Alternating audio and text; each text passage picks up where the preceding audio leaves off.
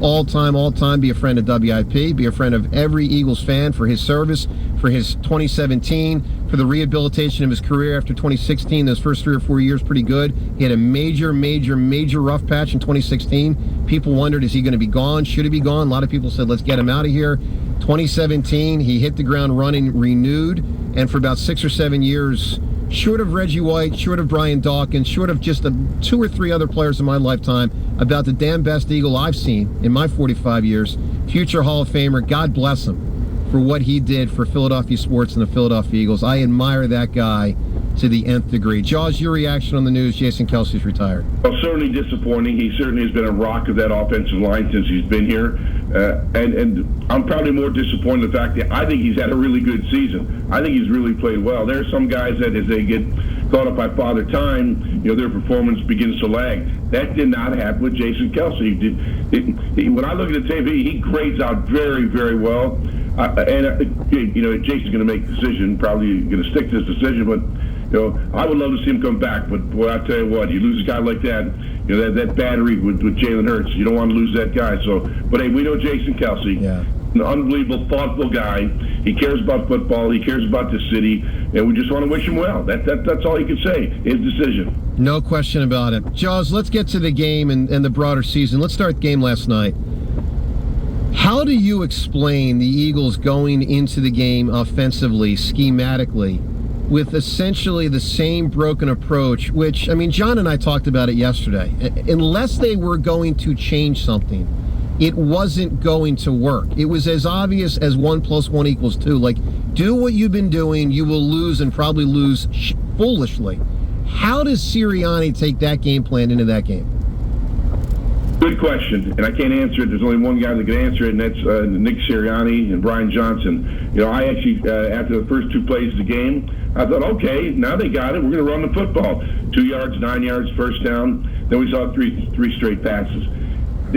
I don't know why this team has become so enamored with the passing game. We have a terrific offensive line, a bevy of running backs that can run the football, and still want to get pass happy even without your star wide receiver out of the game. It just boggles my mind that they've lost their equilibrium as far as what they want to do with balance on offense. They've lost it, and after 5 plays, I knew we were in trouble. We've seen it all season long. The inability to stay with the running game and control the clock. And I thought after week 3, where we dominated the football game by running and passing, it would be the same game plan, executed the same way. Unfortunately, it was not. And again, Jaws, no hots, no slight adjustments, none of the stuff that can help. Don't go there, Joe. That's all you need me for. Well, we have to go there. That's what I meant. We knew that's what we had to contend with. Yeah. They were going to blitz and blitz and blitz and blitz. Jaws, how ready were we for the blitz? We were not ready, and we have been ready all season long. And just think back to Wink Martindale, New York Giants. How much they blitzed. The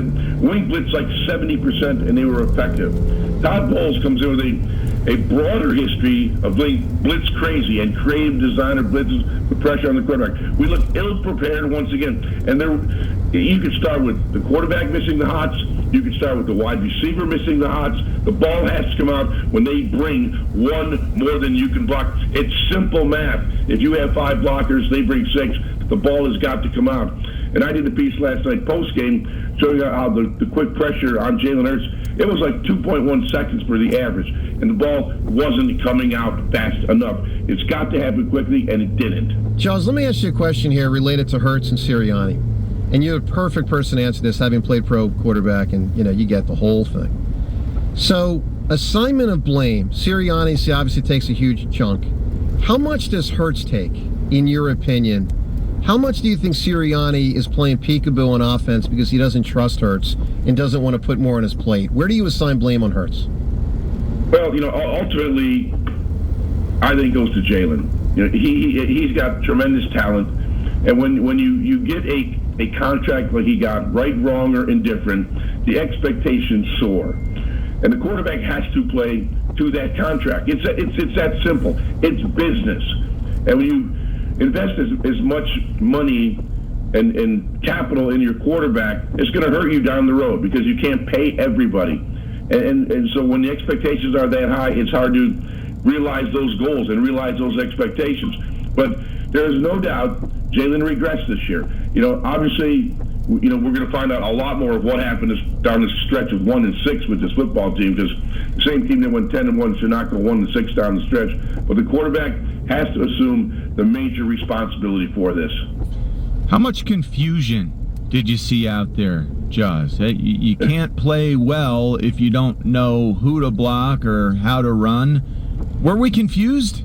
Well, yes, absolutely. I mean, you just watch the optic of watching the game with free runners at our quarterback and free runners at our running backs and negative plays. But it's a chronic problem. There were two things in the game. Obviously, we just mentioned the blitzes. Pick up the blitz, number one. Problem all season long. We didn't do a good job of that. That's coaching. Tackling. I mean, just embarrassing the way this team is tackled in the second half. Embarrassing. I mean, you can find, and I hate to be this critical of a pro player, but high school players tackle better than this team tackled in the second half. I don't know what happened, but if someone steals your wallet, you're going to chase them down the street and you're going to tackle them. It's pretty simple. It's a want-to, and we just didn't have the want-to when it came to tackling. Have you seen it like this before? To this degree, this level of meltdown. I can't believe that this is being coached.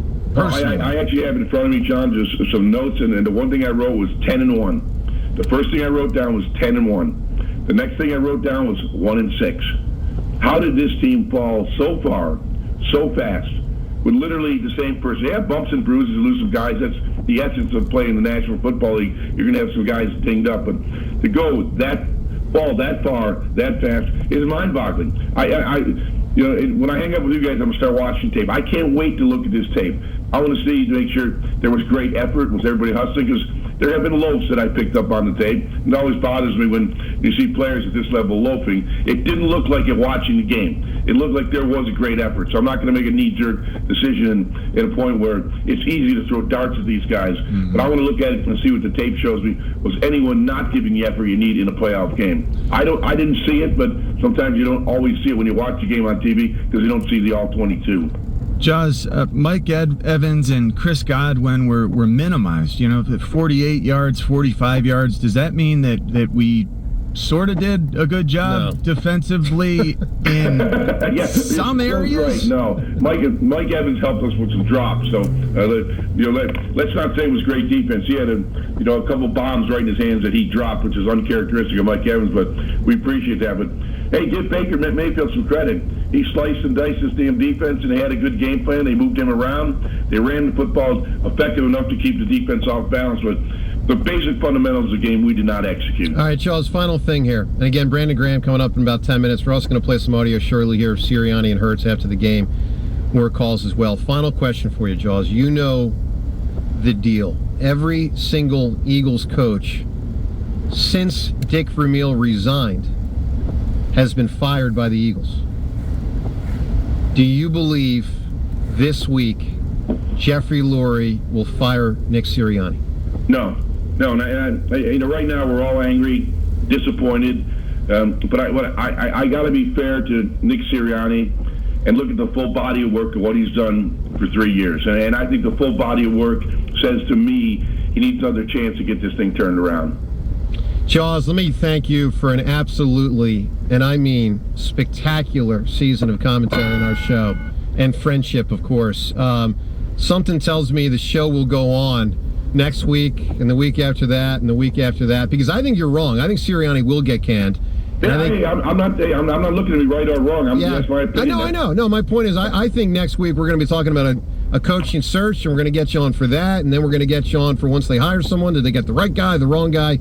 But let me tell you, Jaws, I just love you, and I thank you so much for such remarkable commentary this season. Well, you guys are special. I look forward to my Tuesday mornings at 7:30 to be with you guys and break down the game. It's good, knowledgeable discussion. I know there's anger right now. There's anger after losses, but hey, I just try to give my insight, and hopefully everyone respects it. Thank you, Jaws. Stay well. Thanks, see you soon, You guys Jaws. are awesome. Thanks, Thank pal. you. All right, there he is, Ron Jaworski. Big part of the show. By the way, let me also thank our listeners right now. Everyone listening right now, I want to thank you for being with us through this football season. I mean that.